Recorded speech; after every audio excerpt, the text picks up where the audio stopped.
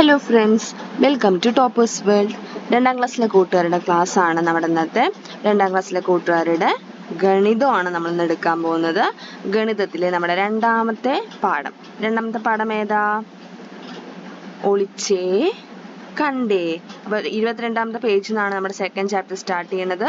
അപ്പോൾ first chapter അടുക്കളയിലെ രൂപങ്ങൾ എന്നുള്ള ചാപ്റ്ററിന്റെ ക്ലാസ് നമ്മൾ അപ്ലോഡ് ചെയ്തിട്ടുണ്ട്. കാണാത്ത കൂട്ടുകാർ നിങ്ങൾ തീർച്ചയായും കാണുക.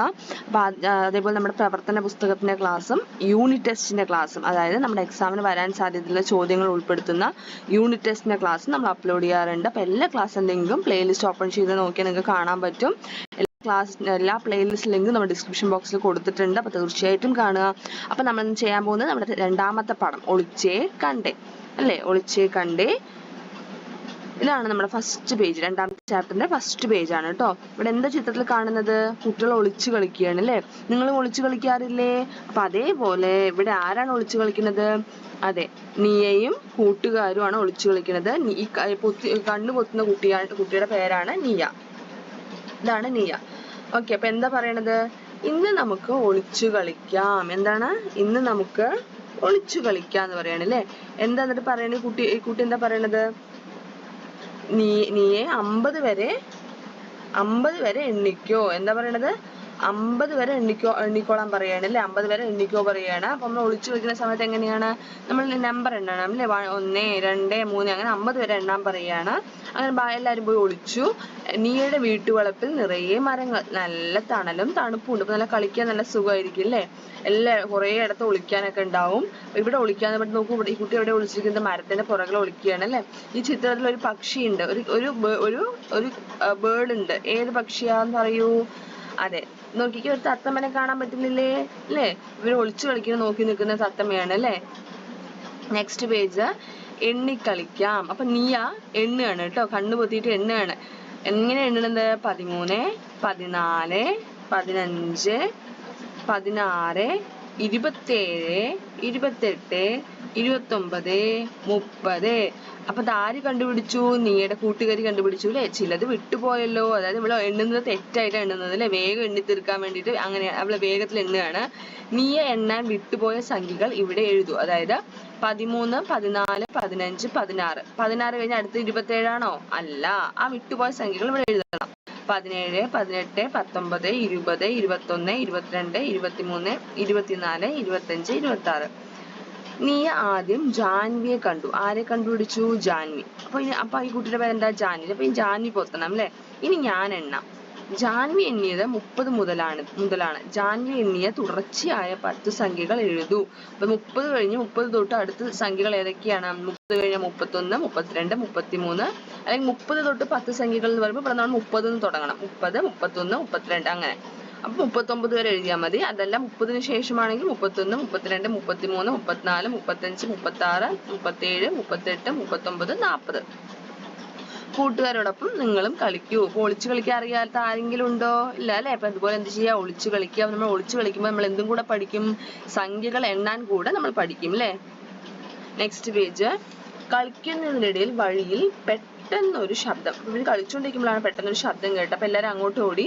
അവിടെ പോയപ്പോഴാണ് എന്ത് സംഭവിച്ചത്? നമ്മുടെ സാബുവേട്ടന്റെ സ്കൂട്ടറിൽ നിന്നും ബാഗ് മറിഞ്ഞ ബാഗിലെ പഴങ്ങളെല്ലാം നിലത്ത് വീണിരിക്കുകയാണ് അല്ലേ? അപ്പൊ എന്താണ് നോക്കൂ, അയ്യോ സാബുവേട്ടൻ എന്ന് പറയാണ് അല്ലേ? സാബുവേട്ടൻ എന്താ പറയണത്? സാരമില്ല, കൈതട്ടി വീണതാ എന്ന് പറയുകയാണ്. അപ്പൊ ഞങ്ങളും സഹായിക്കാന്ന് പറഞ്ഞിട്ട് കുട്ടികളെ സഹായിക്കുന്നു അല്ലേ? അവർ പഴങ്ങൾ സഞ്ചിയിലാക്കി ഓരോ ഇനവും നീയ എണ്ണി നോക്കി. അപ്പൊ ഓരോ ഇനം പഴങ്ങളും എത്ര ഉണ്ട് നീ എണ്ണി നോക്കുകയാണ് കേട്ടോ. ഓരോന്നും എത്രയുണ്ട്? ഇവിടെ നോക്കൂ, ഏതൊക്കെ പഴങ്ങളാ? ആപ്പിൾ, മാങ്ങ, ഓറഞ്ച്. ഇപ്പൊ ഒരു കൂട്ടമായിട്ട് വെച്ചിരിക്കുകയാണ് അല്ലെ? ഒരു കൂട്ടത്തിൽ 10 ഉണ്ട്. ഇവിടെ നോക്കൂ, എത്ര 10 ഉണ്ട്? 1, 2, 3, 4. 4 10 എത്രയാണെന്ന് നമ്മൾ പഠിച്ചിരിക്കുന്നത്? 4 10 40. 4 10 എത്രയാ? 40. 40ന്റെ കൂടെ എണ്ണി നോക്കൂ, ഒരു കൂട്ടത്തിൽ 10 ഉണ്ടാവും. ഈ ഒരു കൂട്ടത്തിൽ 10. അത് കഴിഞ്ഞ് ഇവിടെ ഒരു 10, ഇവിടെ ഒരു 10, ഇവിടെ ഒരു 10. അപ്പൊ 4 10കൾ ചേരുന്നതാണ് 40. 40ഉം 40ന്റെ കൂടെ ഈ 2 കൂടെ കൂട്ടുക, 41, 42. അപ്പൊ ആപ്പിൾ എത്രയാ? 42. അതേപോലെ മാങ്ങ എണ്ണി നോക്കൂ, 54. ഓറഞ്ചോ? 34. മാങ്ങയും ഓറഞ്ചും മുഴുവനും കിട്ടി. അതായത് വാങ്ങിയ അത്രയും മാങ്ങയും ഓറഞ്ചും അവർക്ക് തിരിച്ച് എടുത്ത് കവറിലിടാൻ പറ്റി. പക്ഷേ ആകെ 45 ആപ്പിൾ ഉണ്ടായിരുന്നു, പക്ഷെ എല്ലാം കിട്ടിയില്ല. ആപ്പിൾ മാത്രം 45 ഉണ്ടായിരുന്നു, എല്ലാം തന്നെ തിരിച്ചു കിട്ടിയില്ല. അപ്പൊ ഇനി എത്ര ആപ്പിൾ കിട്ടാനുണ്ട്? ഇപ്പൊ 42 കിട്ടി. ഇനി എത്ര കിട്ടാനുണ്ടെന്ന് കണ്ടുപിടിക്കാൻ എന്ത് ചെയ്യണം? കൂട്ടണോ കുറയ്ക്കണോ? കുറയ്ക്കണം അല്ലേ? 45ന്ന് 42 കുറയ്ക്കുക. 45 കുറയ്ക്കണം 42. 5ന്ന് 2 കുറയ്ക്കൂ, ഉത്തരം 3. 4ന്ന് 4 കുറച്ചാ 0. അപ്പൊ ഇനി എത്ര ആപ്പിൾ തിരിച്ചു കിട്ടാനുണ്ട്? 3. കൂടുതലുള്ള എണ്ണം ഏതാണ്? ഇതിൽ ഏത് ഇനമാണ് കൂടുതൽ? കൂടുതലുള്ള എണ്ണം ഏതാണ് അല്ലേ? ഏത് എണ്ണമാണ് കൂടുതൽ? ഏറ്റവും വലിയ സംഖ്യ ഏതാണ് ഇതില്? 42 ആണോ 54 ആണോ 34 ആണോ? 54. കുറവെണ്ണം ഏതാ? കുറവെണ്ണം 34 അല്ലേ? ഓറഞ്ചിനേക്കാൾ എത്ര കൂടുതൽ ആപ്പിൾ ഉണ്ട്? ഓറഞ്ച് ആപ്പിൾ എത്ര കിട്ടി? 42 കിട്ടി. ഓറഞ്ച് എത്ര കിട്ടി? 34. അപ്പൊ ഓറഞ്ച് ഇപ്പൊ നമ്മൾ എത്ര കൂടുതൽ? 45 തിരിച്ചു കിട്ടിക്കഴിഞ്ഞാൽ 45ന്ന് 34 കുറയ്ക്കണം അല്ലെ? അപ്പൊ 45ന്ന് 34 കുറയ്ക്കുക, അല്ലെങ്കിൽ 42ന്ന് 34. ഇപ്പൊ കയ്യിലുള്ളത് 42 ആണ്. അപ്പൊ 42ന്ന് 34 കുറച്ചാൽ എന്താണ് ഉത്തരം? 2ന്ന് 4 കുറയ്ക്കാൻ പറ്റില്ല. അപ്പൊ നമ്മൾ എന്ത് ചെയ്യണം? കടം വാങ്ങും. അടുത്തുള്ള സംഖ്യയിൽ നിന്ന് 1 വാങ്ങി. അപ്പൊ എന്തായി? 12. അതായത് 1 വാങ്ങാൻ വെച്ചാൽ 10 എണ്ണമാണ് കിട്ടുക കേട്ടോ. ഇവിടുന്ന് 1 കിട്ടി എന്ന് പറഞ്ഞാൽ ഇവിടെ എന്താവും? 12. 2 12 ആവും.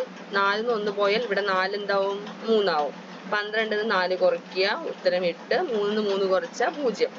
ടീച്ചർ പറയുന്നത് 45ന്നാണ് 34 കുറയ്ക്കാൻ പറയണതെങ്കിൽ നമ്മൾ എന്ത് ചെയ്യുക? 45ന്ന് 34 കുറയ്ക്കുക. അപ്പൊ ഉത്തരം എന്ത് വരും? 11 വരും അല്ലേ? അപ്പൊ എത്ര കൂടുതലുണ്ട്? 8.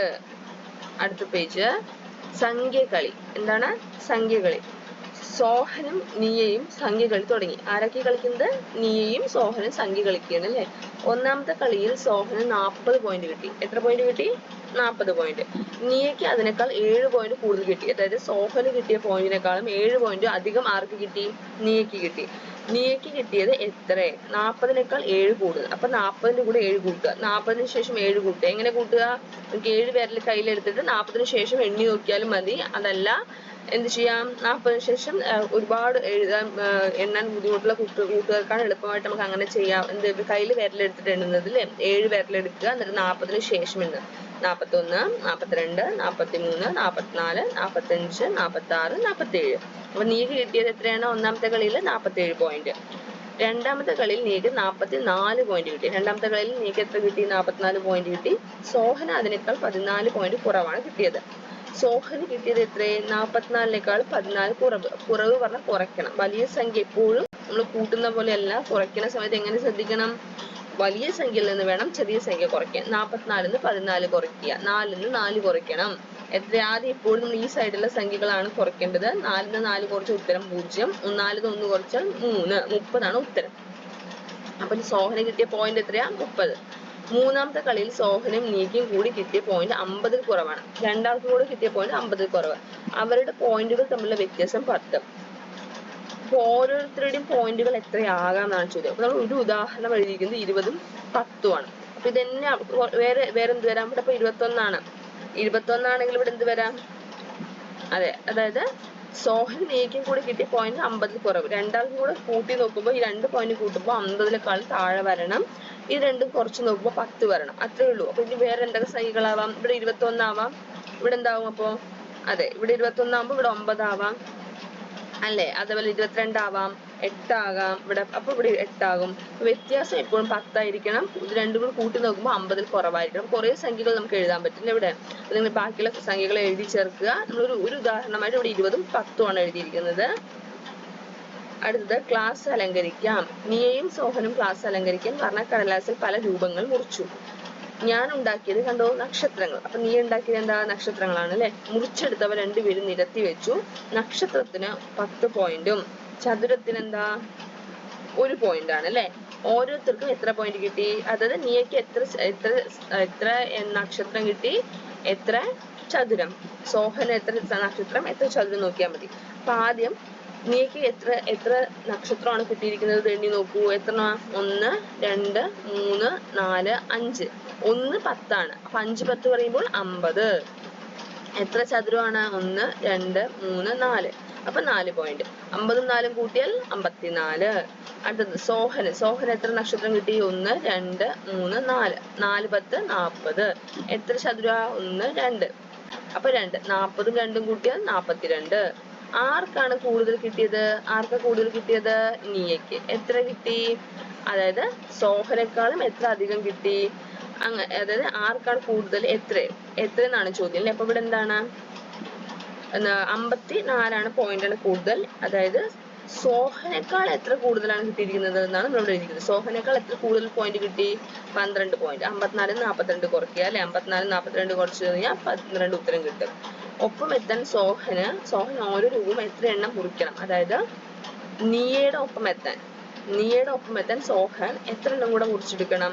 ഇവിടെ എത്ര സ്റ്റാർ ഉണ്ട്? 4 സ്റ്റാർ ഉണ്ട്. ഒരു സ്റ്റാറും കൂടെ വേണം അല്ലേ. അതായത് ഇവിടെ 2 അല്ല 1 എന്നാണ് കേട്ടോ. 1 ആക്കണേ. എത്ര സ്റ്റാറാ ഇവിടെ? അതായത് ഇവിടെ 40 എണ്ണം ഉണ്ട്. ഒരു സ്റ്റാർ കൂടെ എന്താവും? 5 എണ്ണം ആവും. ഇപ്പൊ 5 10 എന്തായി? 50. അപ്പൊ ഇവിടെ എന്താണ്? 1. അടുത്തത് ഇവിടെ സോഹന്റെ കയ്യിൽ എത്ര ചതുരം ഉണ്ട്? 1 2. നീയുടെ കയ്യിൽ എത്ര ഉണ്ട്? 4 എണ്ണം. അപ്പൊ എത്ര ചതുരം കൂടെ വേണം? 2. അപ്പൊ ഇതുപോലെ എന്ത് ചെയ്യാ? നിങ്ങളും ഇതുപോലുള്ള വർണ്ണക്കടലാസിലെ ചിത്രങ്ങളൊക്കെ നക്ഷത്രങ്ങളും ചതുരമൊക്കെ മുറിച്ചെടുത്തിട്ട് പോയിന്റ് വെച്ച് കളിക്കാനാണ് പറയണത്. അടുത്ത പേജ്. എത്ര വയസ്സായി? ഇവിടെ നോക്കൂ. കുട്ടികൾ അവരുടെ അച്ഛനടുത്തും അമ്മയുടെ അടുത്തും വയസ്സ് ചോദിക്കുകയാണ് അല്ലെ. അപ്പൊ നോക്കൂ, എന്താണ് അമ്മയുടെ വയസ്സ് ചോദിക്കണം. അമ്മയ്ക്ക് എത്ര വയസ്സായി? അമ്മ പറയണം 40 വയസ്സ്. അപ്പൊ നോക്കൂ, നീ അച്ഛനോട് ചോദിക്കണം അച്ഛൻ എത്ര വയസ്സായി? അമ്മയേക്കാൾ 5 കൂടുതൽ.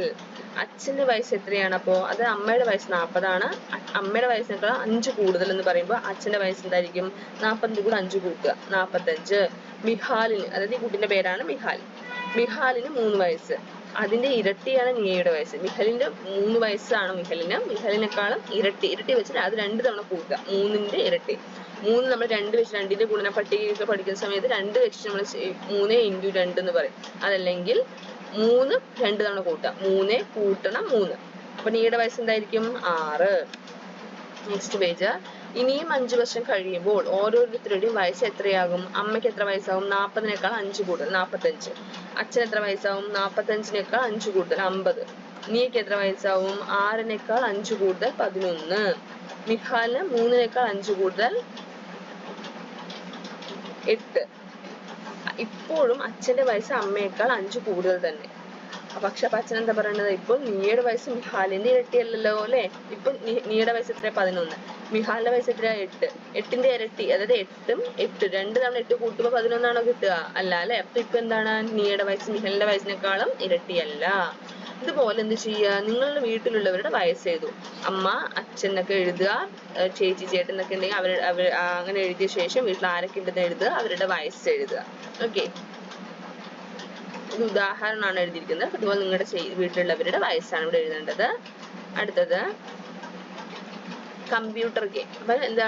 നിയ കമ്പ്യൂട്ടർ ഗെയിം കളിക്കുകയാണ്. കമ്പ്യൂട്ടറിൽ കളിക്കുകയാണ് നിയ. ചില സംഖ്യകൾ വിട്ടുപോയി. 23 കഴിഞ്ഞ് തൊട്ടടുത്ത സംഖ്യ എന്താണ്? 23 കഴിഞ്ഞ് തൊട്ട് അടുത്തുള്ള സംഖ്യ ഏതാ? തൊട്ട് മുമ്പുള്ള സംഖ്യ, അടുത്തുള്ള സംഖ്യ. നോക്കൂ, 15 ഒരു ഉദാഹരണം പറയാണ്. 15ന്റെ തൊട്ട് അടുത്തുള്ള സംഖ്യ പറഞ്ഞാൽ 15 കഴിഞ്ഞ് വരുന്ന 16 എഴുതേണ്ടത്. 15ന് തൊട്ട് മുമ്പുള്ള സംഖ്യ പറയുമ്പോൾ 15 തൊട്ട് പുറകിലുള്ള സംഖ്യ 14 എഴുതേണ്ടത്. മുകളിലുള്ള സംഖ്യ പറഞ്ഞാൽ 15ന് തൊട്ട് മുകളിൽ 5. താഴെയുള്ള സംഖ്യയാണെങ്കിലോ 15ന്റെ താഴെ 25. ഇങ്ങനെയാണ് എഴുതേണ്ടത്. അപ്പൊ 23 കഴിഞ്ഞ് തൊട്ടടുത്ത സംഖ്യ ഏതാ? 24. 15ന്റെ തൊട്ട് മുമ്പുള്ള സംഖ്യ ഏതാണ്? 14. 29ന്റെ മുകളിലെ സംഖ്യ ഏതാ? 29ന്റെ മുകളില് 19. 39ന്റെ താഴെയുള്ള സംഖ്യ, 39ന്റെ താഴെ ഇവിടെ വരുന്ന സംഖ്യ ഏതാ? 49. 13, 33, 36, 46, 49 എന്നിവ കമ്പ്യൂട്ടറിലെ ശരിയായ കളങ്ങളിൽ എഴുതുക. ഇതുപോലെ എന്ത് ചെയ്യുക? ശരിയായ കളങ്ങളിൽ എഴുതുക. കമ്പ്യൂട്ടറിൽ ഏതാനും കളങ്ങളാണ് ചുവടെയുള്ളത്. ഒഴിഞ്ഞ കളങ്ങളിലെ സംഖ്യകൾ എഴുതൂ. എന്ത് ചെയ്യുക? ഒഴിഞ്ഞ സംഖ്യകൾ ഇതുപോലെ എഴുതി ചേർക്കുക. അടുത്തത്, നീയും കൂട്ടുകാരും കാർഡ് കളിക്കുകയാണ്. കൂട്ടുകാർ ജോഡിയായത് നോക്കൂ, മറ്റുള്ളവരെയും ചേർത്ത് വരയ്ക്കൂ. 30 എന്നുള്ളത് നമ്മൾ എങ്ങനെയാണ് അതിന്റെ പേര് എഴുതുക 30 എന്ന് എഴുതാൻ അറിയണ്ടേ, അതുമായിട്ടാണ് നമ്മൾ വരച്ചു ചേർക്കുന്നത്. കണ്ടോ 30.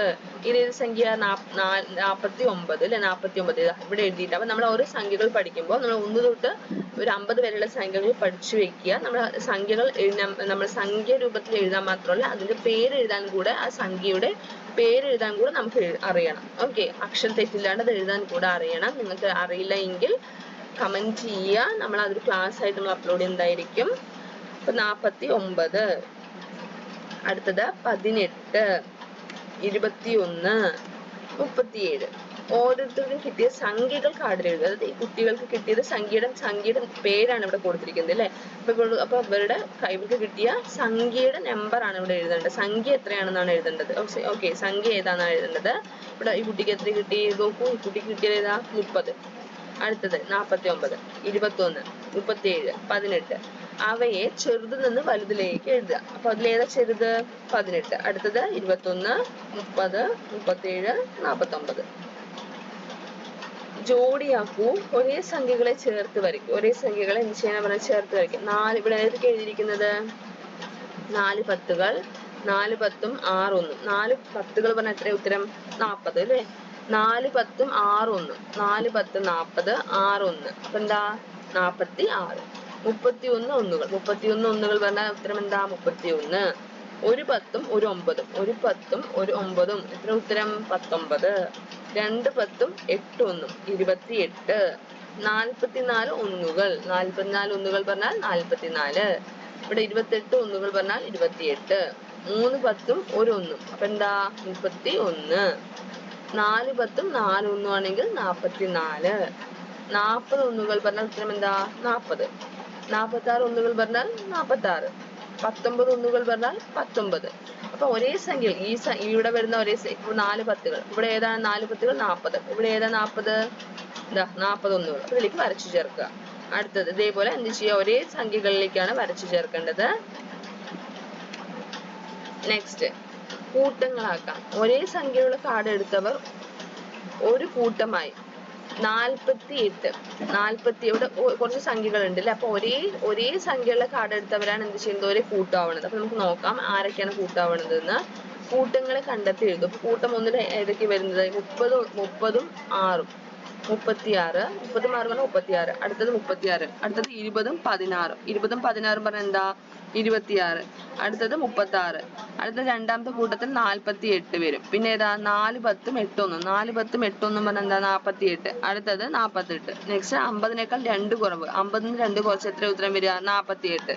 അടുത്ത കൂട്ടം 3ൽ ഏതാ എഴുതിയിരിക്കുന്നത്? 40 ആണ് അല്ലെ. 40 ഉത്തരമായി വരുന്ന എല്ലാ കാർഡും എഴുതുക. 4 10. 4 10 എന്താ ഉത്തരം വരുന്നത്? 40 ആണ്. അടുത്തത് 40. അടുത്തത് 20നോട് 20 ചേർത്ത 20നോട് 20 ചേർത്ത ഉത്തരം എന്താ വരിക? 40. അടുത്ത നാലാമത്തെ ഗ്രൂപ്പിൽ നമ്മൾ വരുന്നത് 25. 25 നമ്മൾ ഏതൊക്കെ എഴുതാം? 20ഉം 5ഉം എഴുതാം. പിന്നെ എന്താ വരാം? 10ഉം 15. 10ഉം 15 കൂട്ടിയ ഉത്തരം എന്താ വരിക? 25. ഇവയിൽ ഏറ്റവും വലിയ സംഖ്യ ഏതാണ്? 48. ഏറ്റവും ചെറിയ സംഖ്യ ഏതാണ്? 25. അപ്പൊ നമ്മുടെ ചാപ്റ്റർ കംപ്ലീറ്റ് ആയിരിക്കുകയാണ്. അടുത്ത നമ്മൾ 3rd ചാപ്റ്റർ അപ്ലോഡ് ചെയ്യുന്നതായിരിക്കും.